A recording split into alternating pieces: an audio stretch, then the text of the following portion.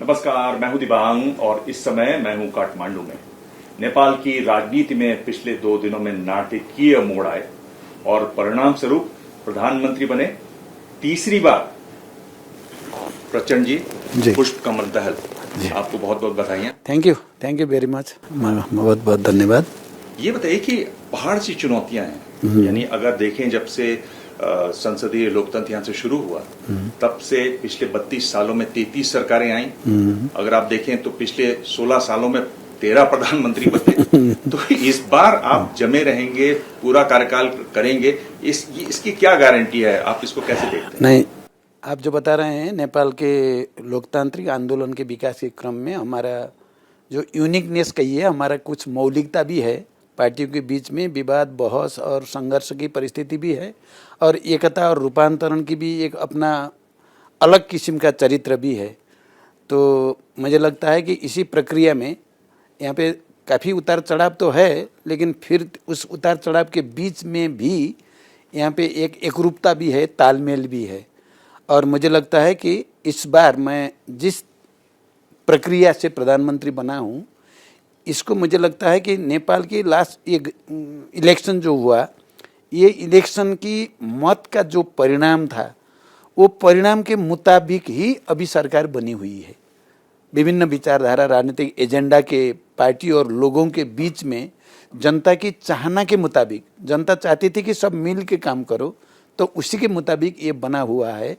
और कुछ नई पार्टी और कुछ करके दिखाने की जो जुनून है कुछ पार्टी में, वो लोग भी मेरे साथ है।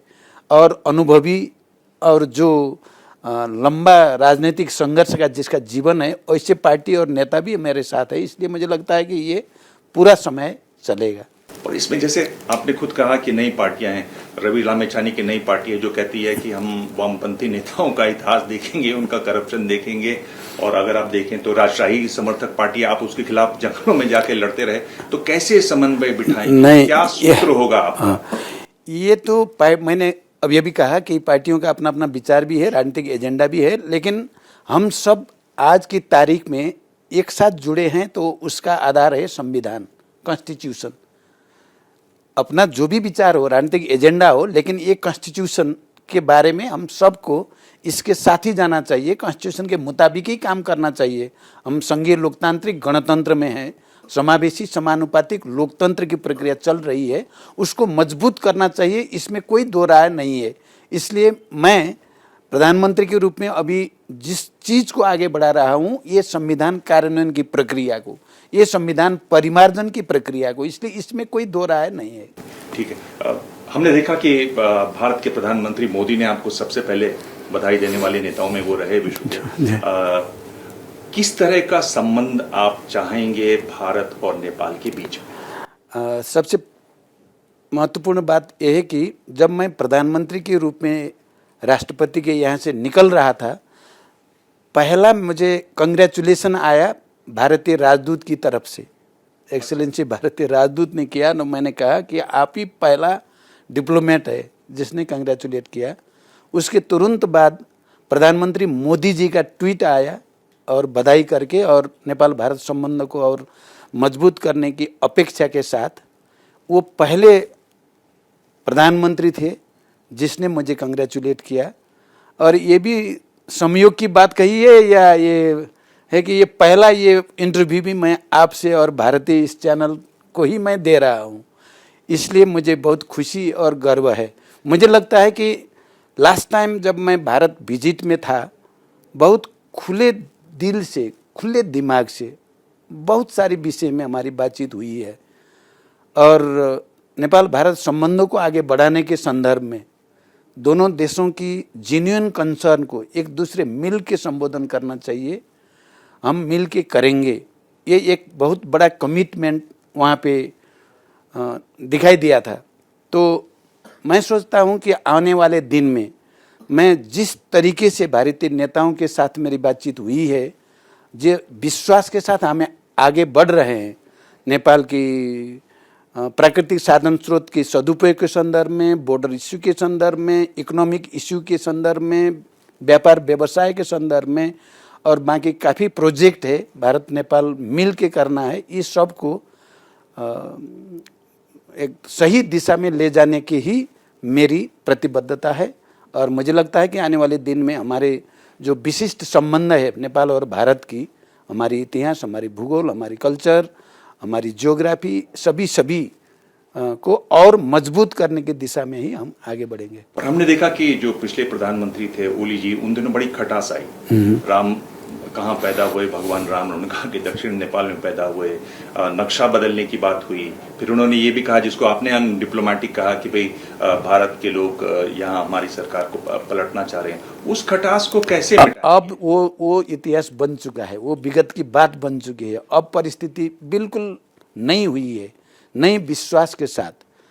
कहीं कोई समस्या है तो भी उसे संवाद के जरिए से, गंभीरता के साथ, बातचीत के तरीके से ही समाधान हम कर सकते हैं, कर भी रहे हैं। तो लास्ट जो गवर्नमेंट थी, देवबा जी की गवर्नमेंट के टाइम में हम भी उस गवर्नमेंट में थे और बहुत महत्वपूर्ण मंत्रालय हमारे साथ थी। तो जैसे ऊर्जा जैसे क्षेत्र में बहुत अच्छा विश्वास की वातावरण बना हुआ है और हम आगे बढ़ चुके हैं और आने वाले दिन में और आगे बढ़ेंगे। क्या आपको लगता है कि नेपाल की एक नेपाली प्रधानमंत्री की एक बड़ी चुनौती रहती है कि या आप भारत के यसमैन बनिए या आप एंटी इंडिया बनिए? ये एक बीच की जो लाइन है, रेखा है, उस पर चलना एक चुनौती है। लेकिन right from the very beginning, शुरू से ही मैं कह रहा हूं कि मैं नेपाल, प्रो नेपाल वाला लाइन पे जाना चाहता हूं और इंडिया और बाकी देशों के साथ, चाइना और बाकी हमारे जितने भी अंतर्राष्ट्रीय मित्र है, विदेशी मित्र है, सबके साथ अच्छा संबंध बनाना हमारा उद्देश्य रहेगा। पहले राजशाही के टाइम में किसी को प्रो इंडियन, किसी को प्रो चाइनीज, किसी को प्रो अमेरिकन करके नेपाली राजनीति को विभाजित करके चलाने की एक बहुत गलत परंपरा थी। लेकिन ये संघीय लोकतांत्रिक गणतंत्र होने के बाद हम भारत के साथ हमारा जो यूनिक रिलेशन है, दुनिया में कहीं भी ऐसा रिलेशन देखने को नहीं मिलता है। हमारा बॉर्डर, हमारे इतिहास, हमारा भाषा, संस्कृति, अर्थतंत्र और पीपल टू पीपल कांटेक्ट की जो परिस्थिति है, ये दुनिया में कहीं भी देखने को नहीं मिलती है। इसलिए उसी के मुताबिक हमें नेपाल भारत संबंध को भी आगे ले जाना है और बाकी देशों के साथ भी मित्रतापूर्ण संबंध करना है। और हम नेपाली राजनीतिज्ञ, नेपाल की पार्टी, नेपाल की सरकार, हम नेपाली जनता के प्रति और नेपाल राष्ट्र के प्रति वफादार रहना है, उसके प्रति प्रतिबद्ध रहना है, उनके हित को प्राथमिकता देना है और बाकी मित्रों का सहयोग जुटा करके नेपाली जनता की विकास और समृद्धि की यात्रा को आगे बढ़ाना है। यही हमारा लाइन है। मैं देख रहा हूँ बहुत क्लैरिटी से आप बात कर रहे हैं, बहुत साफ गोई से बात कर रहे हैं और बहुत सीधे बात कर रहे हैं। पर अगर आप देखें तो भारत का जो प्रेस है, और मैं बल्कि वॉशिंगटन पोस्ट और अमेरिकी अखबार देख रहा था, सब बता रहे हैं कि ये एक प्रो चाइना वहां पर ये और भारत के लिए बड़ा सेटबैक है। ये गलत बात है, बिल्कुल गलत है। आज की तारीख में नेपाल की राजनीति जिस तरीके से आगे बढ़ रही है, अब यहाँ कोई pro China, pro India, pro American की बात नहीं है। हम सब के साथ मिल के काम करेंगे और हम ये व्यवहार में साबित करके दिखाएंगे। आपने ये बात सुनी कि नहीं? लोग ये कह रहे हैं कि देवबा जी जो हैं वो फ्रांस के जो खिलाड़ी हैं वर्ल्ड कप में, एम्बापे जैसे थे खिलाड़ी, तो अच्छा खेला पर टीम हार गई। ये आपने सुना क्या? ये मैं सुन रहा हूँ और हमारे यहाँ भी उसकी बातचीत होती रहती है। और फ्रांस और अर्जेंटीना की जो मैच हुआ था और लास्ट में मेसी का जो पेनाल्टी गोल हुआ है, यहाँ भी वैसा ही पेनाल्टी जैसा हुआ ऐसा बोलते हैं। लेकिन वो तो तुलना तो जब कभी भी एग्जैक्ट तो नहीं होता है ना। जी एग्जैक्ट तो नहीं होता है जी। एक ये बात करें कि आपको क्या लगता है कि आप जो पहला दौरा है वो भारत का करेंगे या किसी और देश का करेंगे? नहीं, ऐसे तो कहाँ से मुझे सबसे पहले आमंत्रण आता है, मैं वहीं जाता हूँ। कल मेरी भारत के विदेश सचिव के साथ भी मेरी थोड़ी बात हुई थी। शायद मेरा पहला भ्रमण भारतीय होने का संभावना ज़्यादा देखता हूँ मैं। प्रचंड जी, आपने हमें इतना समय दिया और ये बहुत खुशी की बात है कि, और ये शायद एक नई शुरुआत की तरफ इशारा भी है कि आप जो पहला इंटरव्यू दे रहे हैं वो एबीपी न्यूज़ नेटवर्क को दे रहे हैं। एबीपी न्यूज़ नेटवर्क की तरफ से आपको बहुत thank you Devang, thank you.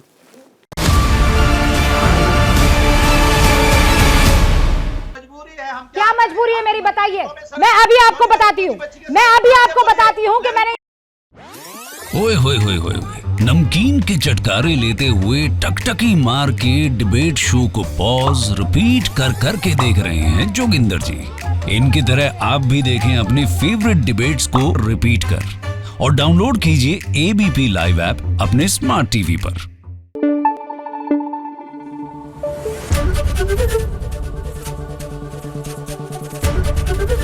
ABP news आपको रखे आगे।